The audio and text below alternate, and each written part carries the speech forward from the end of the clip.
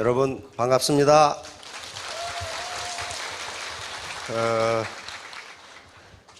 여기 좌석 제한이 있는데 그냥 무대 보러 오신 분들이 굉장히 많으신 것 같아요. 예, 아무튼 잘 오셨습니다. 최근에 이 신문이나 또는 텔레비전 뉴스에 보면은 자영업 대출 문제가 지금 큰 사회적 문제가 되고 있습니다. 원래 자영업 대출도 통계상으로는 중소기업 대출로 그렇게 통계는 잡힙니다. 그러니까 뭐 치킨집이라든가 또는 피자집이라든가 또는 커피집이라든가. 그런 사실은 그게 중소기업 대출로 잡히지만은 가계 대출하고 거의 성격이 같거든요. 가계 부채란 말이에요. 통계청의 통계를 보니까 지난 2005년부터 매년 평균적으로 이 자영업 대출이 연 10조가 넘어요. 그러면 그 다음에 이제 자영업을 하고 있는 분들 부채를 보니까 대출을 받아서 하거든요. 부채를 보니까 평균 부채가 8,800만 원이더라고요. 8,800만 원. 그런데 문제는 어디 있냐면은 우리나라 자영업자들의 평균 한 달 매출이 800만 원 정도예요. 800만 원. 그러면 그걸 가지고 유지가 되겠어요? 대출금 이자 받아야지, 가게세 줘야지, 그 다음에 각종 가스 요금이라든가 수도, 그 다음에 전기, 또 인건비 이렇게 주고 나면 마이너스가 돼요, 그게. 그래서 정부 당국에서는 자영업 대란, 다시 말하면 자영업이 한꺼번에 무너지는 현상이 나타나면 어떻게 됩니까? 금융기관이 부실화돼요, 다시. 그래서 이런 아주 큰 문제를 지금 안고 있습니다. 자, 오늘 제가 하려고 하는 얘기는 출곡천교. 자, 영어로 Escape High Out of Bell 이렇게 번역을 했습니다. 출은 나갈 출자죠. 곡은 골짜기 곡자입니다. 골짜기. 이게 상형 문자니까 골짜기처럼 이렇게 생겼죠. 천은 옮길 천자입니다. 옮길 천자. 교는 높을 교자입니다. 우리가 큰 나무를 교목 그러죠. 조그마한 떨기나무를 관목 그러는데 키 큰 나무는 소나무라는 게 교목이라고 해요. 높을 교자입니다. 그러니까 이 말은 무슨 말이냐면은 새가 골짜기에서 나와서 높은 나무 위로 날아간다. 어떤 생각이 들어요? 밑바닥 인생을 살다가 성공한다. 그 의미로습니다. 골짜기라는 데가 어떤 데예요? 좁고 습하고 어둡고 앞뒤가 꽉 막히고 거의 절망적인 상태에서 천교, 옮길 천자, 높을 교자, 높은 곳으로 옮겨간다. 그래서 이 의미는 통상 성공한다 또는 출세한다라는 의미로 씁니다. 이 말이 나오는 것은 시경에 나옵니다. 사서 삼경 중에 삼경에 해당하는 시경에 벌목이라는 시에 이 말이 들어있어서 후세인들이 출곡천교 그러면 낮은 곳에서 높은 곳으로 올라간다. 밑바닥 인생에서 성공해서 상류사회로 올라간다. 그 개념이에요. 그러면 여기 계신 분들 나는 밑바닥에 살래. 그런 분 한 분도 안 계셔요.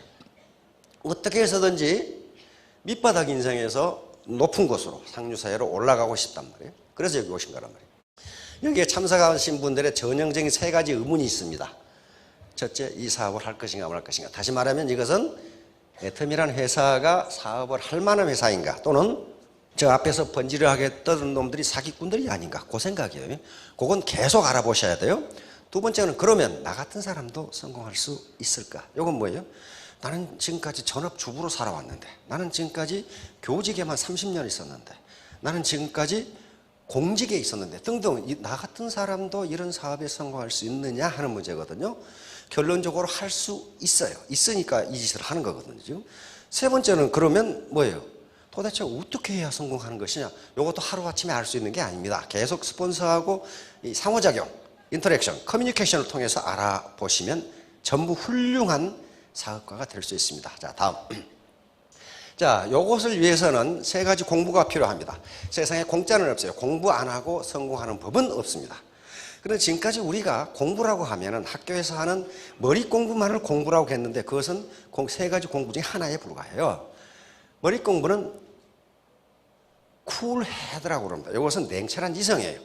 자기가 스스로 판단해 봐야 돼요. 과연 이 회사는 사기치는 곳이 아닌가? 마케팅 프로에는 성공할 수 있도록 되어 있는가? 그것은 자기가 이 냉철한 이성, 합리적인 판단을 가지고 최종 결론은 자기가 내려야 됩니다.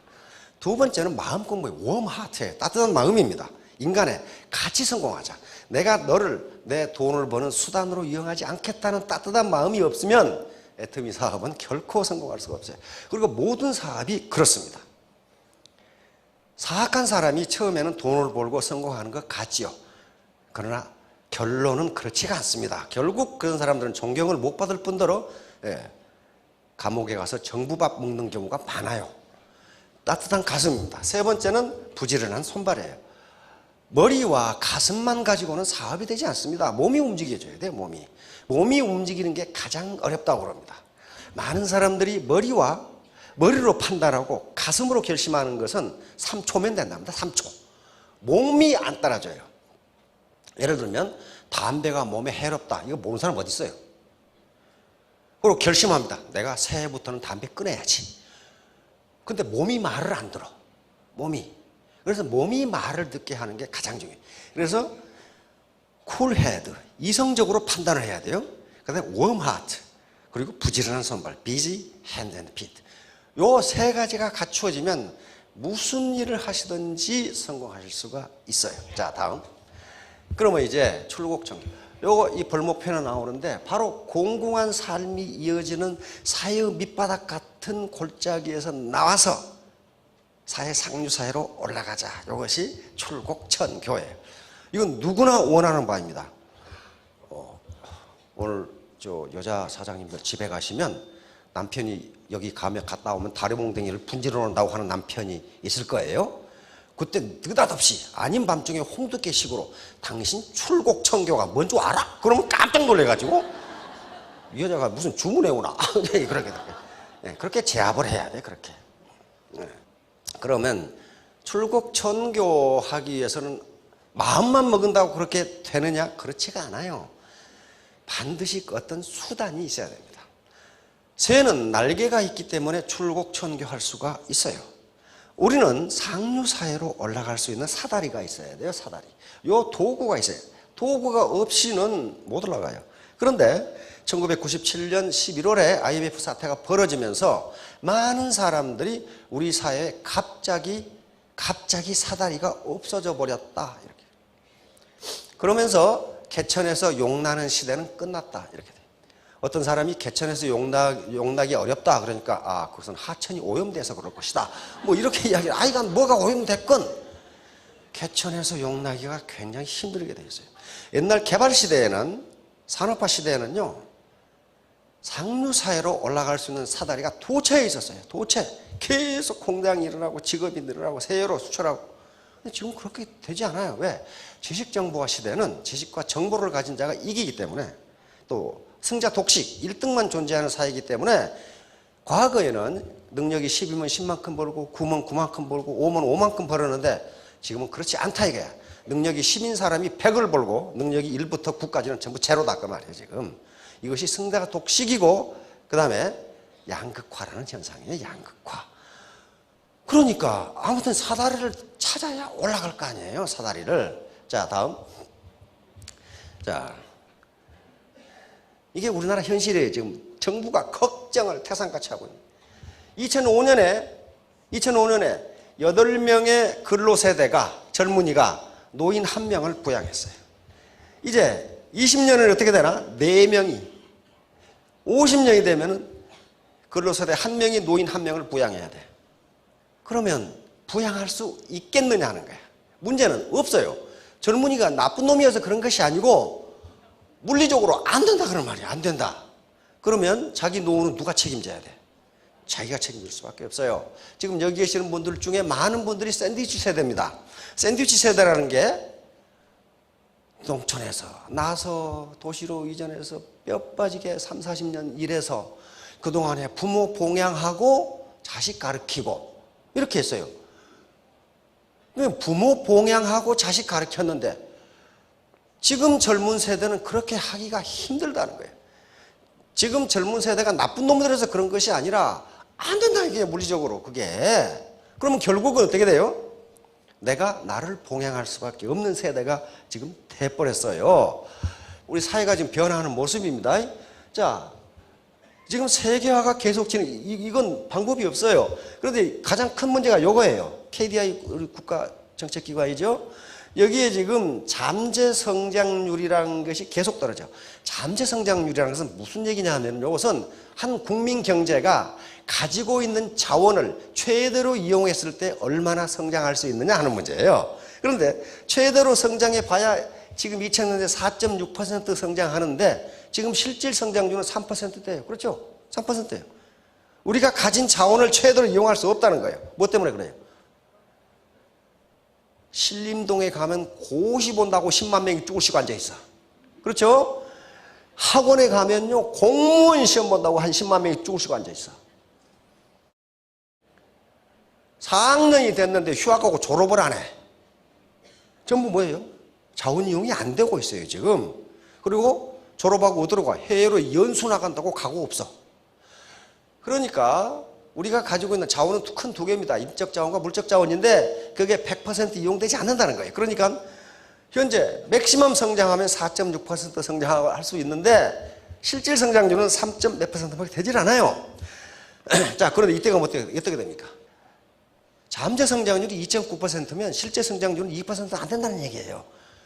이런 상황에서 짜버려둬서 뭘 어떡하겠느냐 하는 문제가 돼요 지금. 자, 다음 여기에서 세계화 신자유주의는 실패했다고 선언을 합니다. 다시 말하면 빈익빈 부익부가 진행되면서 신자유화가 되면 소득 분배가 잘 될 걸로 알고 있었는데 그렇지 않더라는 거예요. 그래서 다른 어떤 경제 시스템을 모색을 하고 있는데 소위 빌 게이츠가 이야기하는 창조자본주의를 모색하고 있는데 언젠가 세계 경제가 그렇게 갈 겁니다. 창조자본주의로 갈 건데 그때까지 기다리고 나면 우리는 다 죽고 없어요. 언제 바뀔 거냐고 언제.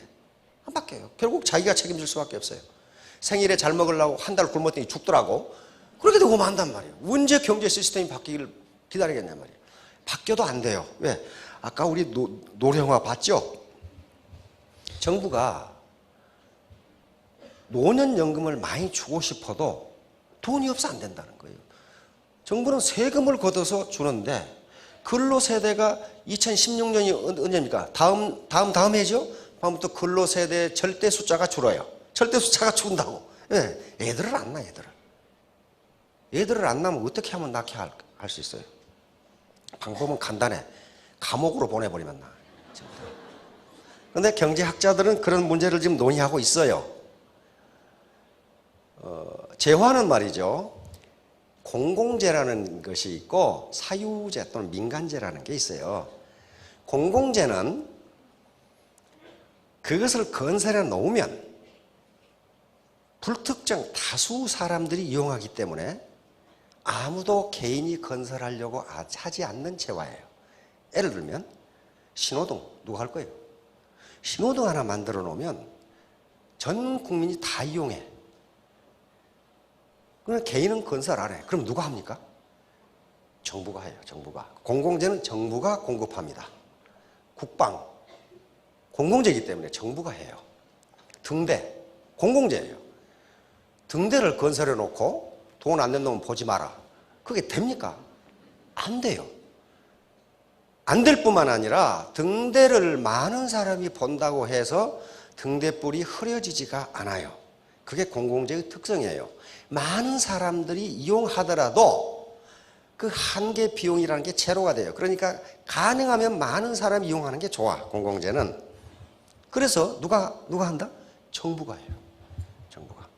정부가 기상청에서 일기예보를 했어. 일기예보를 방송요금 안 낸 놈은 듣지 마라. 안 되는 거예요. 그게 안 되는 거예요. 그리고 많은 사람이 듣는다고 해서 생산 비용이 늘어나지가 않아. 똑같아 생산 비용. 그러니까 공공재는 누가 하느냐 하면 정부가 해요. 국가가 공공재를 공급합니다. 교육은 어떻습니까? 교육은 공공재예요, 민간재예요? 민간재는 교육 받은 사람만 혜택을 보는 게 민간재고, 모든 사람이 혜택을 보는 게 공공재예요. 근데 교육이 공공재적 성격이 가장 강합니다. 그래서 모든 나라는, 그러면 초등학교, 중학교, 고등학교, 대학교가 있는데 어떤 교육이 공공재적 성격이 가장 강하냐? 학자들의 연구에 하면 어디가? 초등학교. 초등학교 교육을 일단 시켜놓으면은 국민의 민도가 싹 올라와 버려요. 그래서 아무리 가난뱅이 국가도 초등학교는 의무교육으로 합니다. 초등학교는 의무교육이기 때문에 부모가 초등학교를 안 보낸다? 그럼 어떻게 돼요? 처벌받아요. 의무거든. 그럼 공공재이기 때문에 국가가 보내라고 하면 보내야 돼요. 워낙 중요하단 말이에요, 초등학교. 그런데 학년이 중학교, 고등학교로 올라갈수록 공공재적 성격이 조금씩 줄어들어. 그러나 고등학교까지도 공공재적 성격이 대단히 강해요. 그래서 미국이나 일본 같은 경우는 고등학교까지 의무교육이야. 굉장히 강해요. 그래서 대학은 어떤가? 대학은 공공재적 성격이 조금 떨어지는데 그럼에도 불구하고 대학도 공공재적 성격이 굉장히 강해요.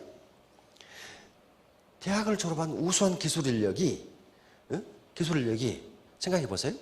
맹물로 가는 자동차를 만들었다. 그럼 그 사람만 혜택을 봐요? 전 국민이 혜택을 봐버려. 유능한 정치가가 나왔다. 유능한 지도자가 나왔다. 그럼 어떻게 됩니까? 전 국민이 혜택을 봐.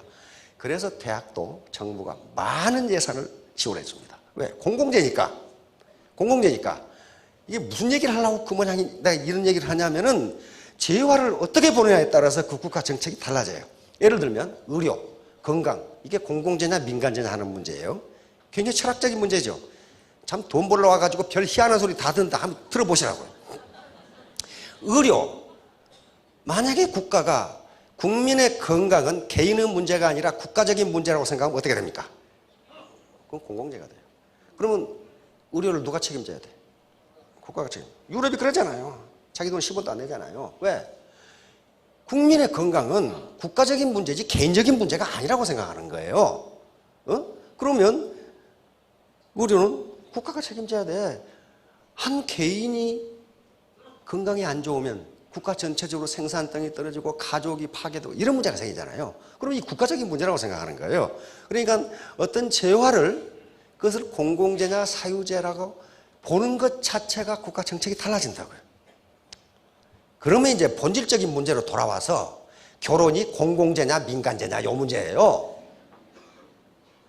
전 국민이 결혼 안 하고 김수환 추기경처럼 혼자 사신다. 이러면 한 30년이 국가가 망해버려 그냥. 그렇잖아요. 그런 입장에서 보면 결혼은 공공재예요. 그러면 결혼 비용은 누가 돼야 돼? 국가가 돼야 돼.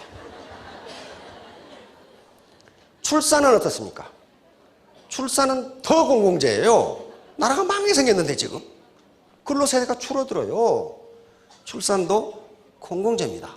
그럼 공공재는 어떻게 되느냐? 그걸 의무이기 때문에 의무를 이행하지 않으면 감옥에 가게 돼.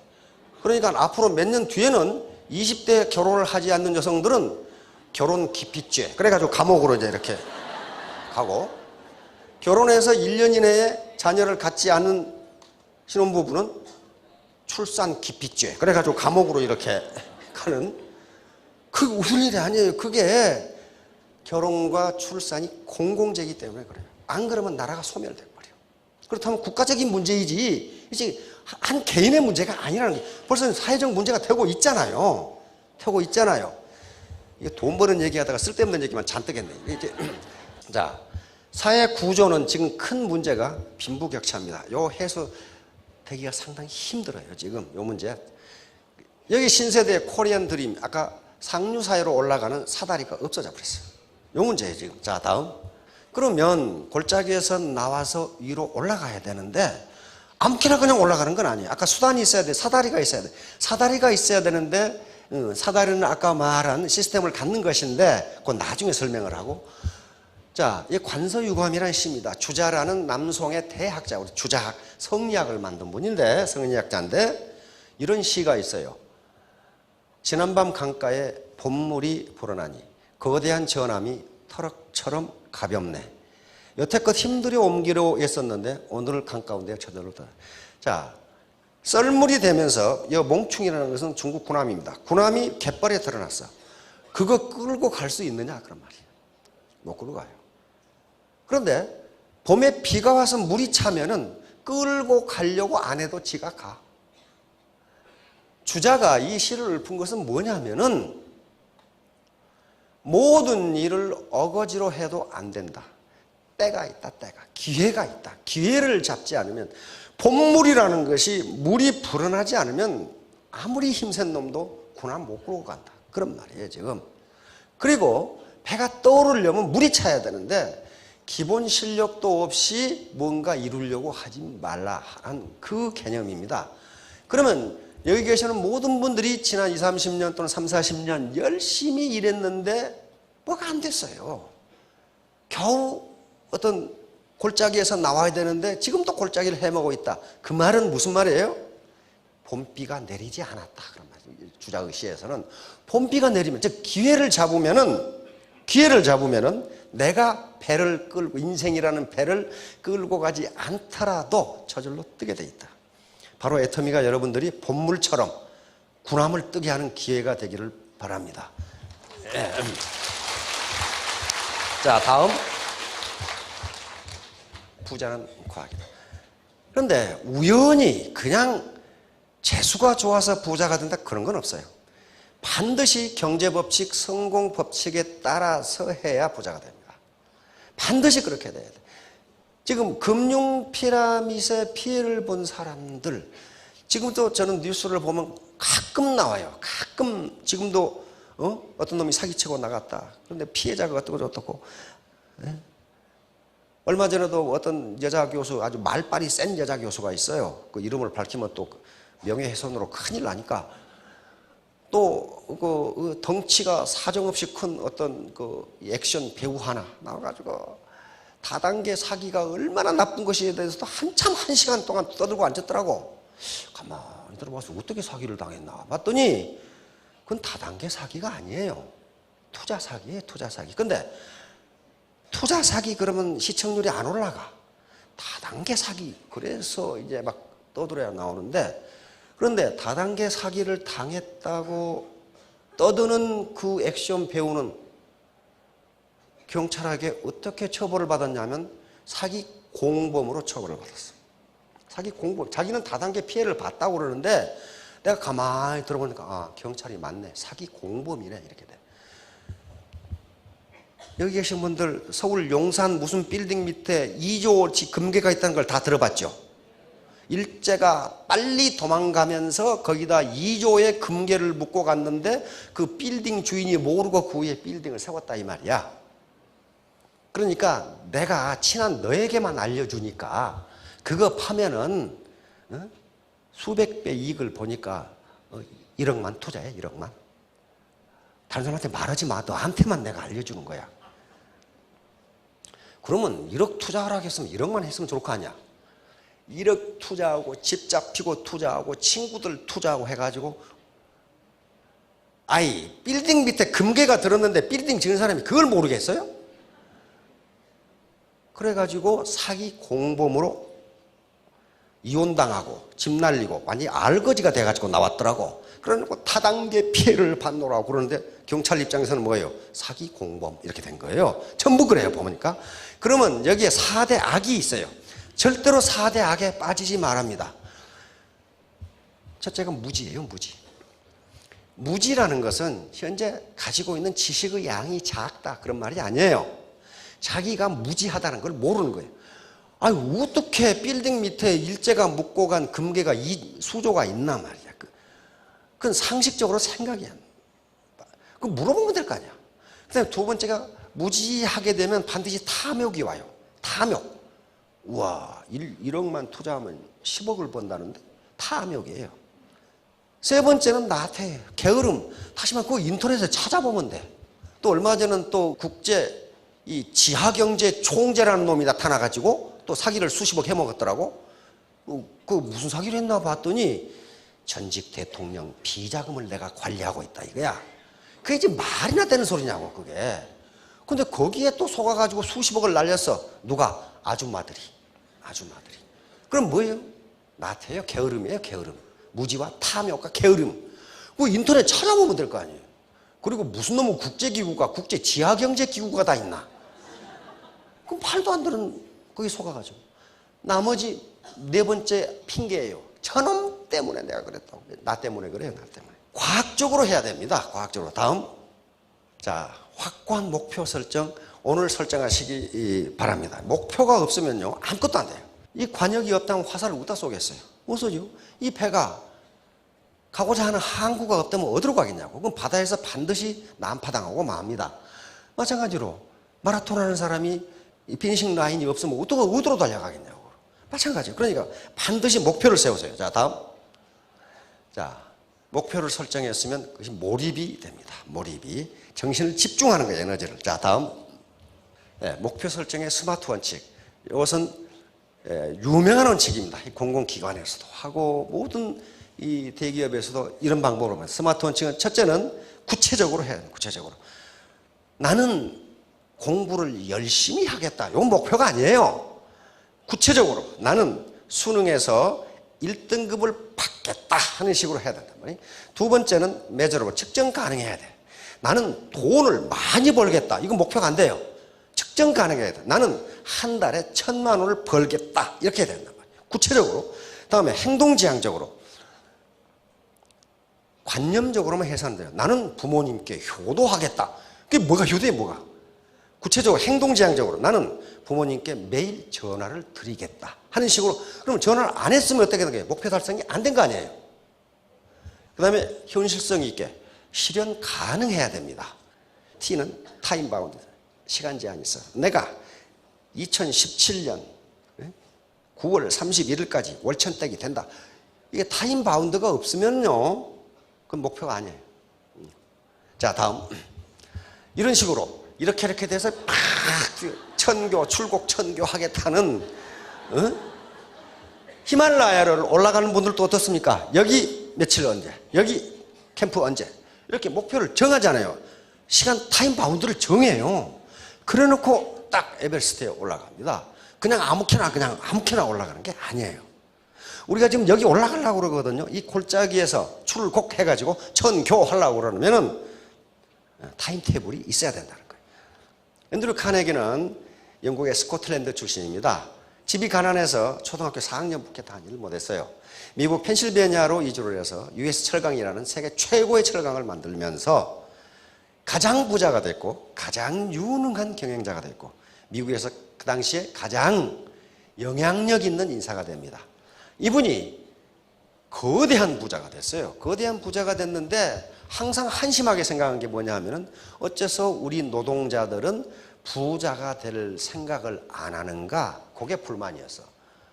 봉급을 주면은 가서 술 먹고 무 먹고 그걸 다 탕진해 버리고, 나는 초등학교 4학년밖에 안 나와가지고 찢어지게 가난해가지고 학교도 못 다닌 사람이 이렇게 세계적인 부자가 됐는데 왜 우리 노동자들은 부자가 될 생각을 안 하는가?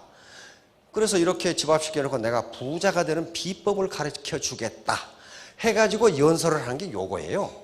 근데 카네기는 무슨 심리학자도 아니고 정신분석학자도 아니에요. 나는 이렇게 했다예요. 나중에 성공학자들이 연구해 보니까 정확하게 맞아요. 이렇게 하면 부자가 되도록 돼 있어요. 나폴레옹 힐이라는 사람이 쓴 성공의 법칙이라는 책이 있습니다. 그 책에 이게 딱 나와 있어요. 이렇게 하면 성공한다.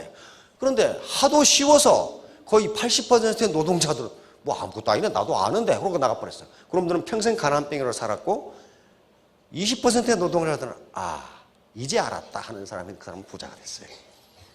그러니까 진리는 멀고 어려운 곳에 있는 것이 아니고 가깝고 쉬운 곳에 있다. 자, 카네기가 한 말이 뭐냐면 벌고 싶은 액수를 명확히 써라 그랬어요. 명확히 정하라. 2017년 9월 31일까지 월 1,000만 원 이렇게 적으라는 말이에요. 적으라. 그거 적는데 뭐 세금 내고 적어야 됩니까? 자기 결심하면 되는 거예요. 결심. 애터미를 하러 오셨으면 애터미를 해서 벌겠다 이렇게 결심을 해요. 왜? 그렇게 번 사람이 있거든. 이게 실증적이란 말이에요. 오늘 그렇게 정하세요. 왜? 그렇게 정하면 된다고 그렇게 돼 있습니다. 된다. 이것은 무슨 뭐 주문에 오는 것도 아니고요. 이건 이미 사회학과 그다음에 심리학에 이렇게 그렇게 되리라고 믿으면 그렇게 된다 그렇게 돼 있어요. 자기 충족적 예언이라는 이론이고 또 하나는 피그말리온 효과라는 효과입니다. 그렇게 되리라고 믿으면 그렇게 된다예요. 자, 다음. 자, 요게 이제 바로 암시라는 거예요. 바로 자기 지금 석세스에 가면 인생 시나리오 쓰고 목표 설정하는데 요게 자기 암시, 자기가 자기에게 맹세하는 거예요. 나는 2017년 9월 30일까지 월천떡이 된다. 나는 그럴 만한 자격이 있다. 나는 그럴 만한 능력이 있다. 이렇게 믿는 거예요. 왜냐하면 인간의 정신 영역은 잠재력, 그러니까 여기에 컨셔스 마인드, 이게 의식 부분이죠. 의식. 여긴 잠재의식입니다. 서브컨셔스. 의식이 10%고 잠재의식이 90%인데 잠재력은 여기서 나온다. 잠재력은. 그러니까 이 아인슈타인이 나는 내 능력의 10%, 5%도 쓰지 못했다. 그렇게 이야기했다고 그러는데 어떤 학자가 아인슈타인이 한 말을 다 조사해 봤더니 그런 말을 안 했대. 아인슈타인 그래서 그 유언을 했죠. 내가 죽은 다음 내 뇌를 연구하라고 그랬죠. 그래서 가족의 동의를 얻어서 뇌를 연구하고 있죠. 근데 그 뇌가 우리나라에 와 있죠. 우리나라 일부가 와 있어요. 연구하라고. 도대체 아인슈타인의 머리는 어떻게 생겼냔 말이에요. 학자들이 암만 연구해봐도 보통 사람은 뇌하고 똑같아. 발견을 못하겠어. 특이점을. 그래서 우리나라에 일부를 보낸 거예요. 너희들 한번 연구해봐라 말이야. 이게 아인슈타인 뇌가 어떻게 생겼는지 말이지. 그러니까 뭐예요? 보통 사람들도 아인슈타인처럼 몰입하면 그렇게 될 수 있다예요. 그러니까 바로 요걸 끌어내기 위한 거예요. 잠재력을 끌어내기 위한 거란 말이에요. 자, 다음. 요 상상과 실제를 우리 잠재의식은 구분하지 못한다. 바로 많이 예를 들은 예가 석류의 예입니다. 석류를 먹어본 사람은 석류를 먹지 않는데도 석류라고 얘기하면 침이 나온다. 그게 우리 잠재의식 속에 석류가 들어있으니까 잠재의식은 절대로 거짓말을 하지 않는다. 그러니까 그대로 나온다. 얼마 전 텔레비전에 이 잠재의식에 대해서 실험을 하더라고. 어떤 아가씨가 그 푸른 잎 공포증에 걸려 있는 아가씨가 있더라고. 푸른 잎을 보면은 전율이 흐르고 공포가 나서 보지를 못해요. 이 아가씨는. 그러니까 어때요? 식당에 가서 상추가 나오면 기겁을 해버려요. 그냥 놀라가지고 자빠져 버려요. 푸른 잎만 보면 공포가 나는 거예요. 공포가. 잠재의식은 왜 그러는지를 알고 있는데 의식은 모른단 말이에요. 90% 잠재의식 속에 그 아가씨가 상추만 봐도 기겁을 하고 졸도를 해버리는 게 분명히 잠재의식은 알고 있는데 의식은 몰라. 그러니까 최면을 걸어놓으면 어떻게 됩니까? 의식이 없어져 버리니까 잠재의식이 튀어나와요. 그래서 최면사 계속 걸더라고. 그러니까 여기 상추가 있는데 왜 무서워? 어려서 상추를 먹고 체한 적이 있어. 체한 적이 있어. 그래서 그 뒤로는 푸른 잎만 보면 공포가 나는 거예요. 그래서 그걸 계속 다른 사람은 먹는데 괜찮지? 그 뒤로는 상추쌈을 맛있게 먹어. 괜찮다 하는 걸 잠재의식에 다시 집어넣은 거예요. 상추를 먹어도 괜찮다. 그게 잠재의식이에요. 그러니까 지금까지 많은 분들의 잠재의식 속에 나는 안 돼. 나는 학력이 안 되거든. 그걸 자꾸 집어넣었단 말이에요. 집어넣었어. 근데 그걸 끄집어내고 나는 돼. 나는 그럴 만한 능력이 있어. 나는 그럴 만한 인물이야. 집어넣으면 그렇게 된다는 거예요. 그게. 그래서 이게 성공학자들이 이구동성으로 하는 얘기가 요 얘기예요. 늘 예를 드는 예가 여기 짐 캐리라는 사람이에요. 이거 캐나다 출신 미국 코미디언이죠. 돈이 없어가지고 폐차장에 잠자고 집이 없으니까 그리고 맥도날드 햄버거 가지고 하루를 때운 사람이에요. 그런데 수첩 소개가 뭐가 들었으니까 10,000불짜리 수표가 들어있었어. 왜냐하면 지가 만든 거.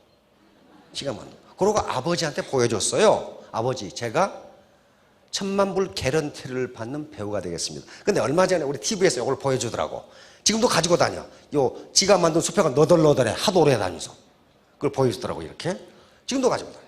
그런데 이런 영화들이 에이스 벤츄라 보셨죠? 안 보신 분은 가서 보기 바라는데 무지 재밌어요. 마스크, 더 케이블 가이를 찍고 이 앞에 요걸 찍고 1,000만 불을 받았고 케이블 가이를 찍고 한 번 출연에 2,000만 불을 받았어요. 우리는 200억이죠. 그렇게 됐어요. 그러면 그것이 부적이었느냐? 부적이 아니고 자꾸 자기 암시를 주는 거예요. 나는 1,000만 불짜리 배우다. 나는 1,000만 불짜리 배우다. 그러면서 그렇게 액션을 취하는 거예요. 그래서 결국 그렇게 됐어요. 난 요 책에서만 봤는데 텔레비전을 보다가 짐 캐리라는 놈이 나와가지고 이걸 꺼내가지고 보여주더라고요. 이렇게 너덜너덜해. 지금도 가지고 다녀요. 오늘 가서 집에서 당장 싸가지고요. 월천댁 그렇게 싸가지고 하나씩 넣어가지고 다니세요. 그거 누가 세무서에서 세금 내라고 안 그러니까 하나씩 싸가지고 다니세요. 자, 결론입니다. 전심치지. 전심치지는 맹자에 나오는 얘기입니다. 사서삼경 중 맹자에 나오는 말인데 마음을 집중하고 뜻을 한 곳에 모으면 됩니다. 맹자는 아주 자세하게 설명하고 있어요. 바둑을 배우는데 바둑을 두 사람한테 배우는데 이 사람 능력도 똑같고 다 똑같은데 한 사람은 바둑을 열심히 배우는데 한 사람은 바둑 끝나고 사냥 가야지 그 생각하고 있으면 바둑 못 배운다는 거예요. 그러면서 구체적으로 설명해요. 두 사람의 능력의 차이가 있느냐? 그렇지 않다. 한 사람은 정신을 집중했고 한 사람은 사냥 갈 생각만 하고 있으니 바둑을 배우겠느냐? 그렇게 설명이 돼 있어. 응? 맹자의 그 설명이 나와요. 그러니까 애터미 사업을 해서 나는 월천댁이 되겠다고 생각을 하시면 그게 집중하시면 된다는 거예요. 자, 다음. 네, 요겁니다. 태도, 애티튜드 전부 합하면 100이 되죠. 우리가 가지고 있는 능력은 1%만 있으면 돼요. 나머지 90%는 태도예요. 어떻게 내가 스폰서 파트너와 더불어서 동반 성공할 것인가. 요것만 결심을 하시고 오늘 집에 가서 월천댁이라는 걸 만들어서 수첩에 넣어가지고 다니시면 2년 후, 3년 후에 반드시 그렇게 되실 겁니다. 모두 성공하시기 바랍니다. 감사합니다.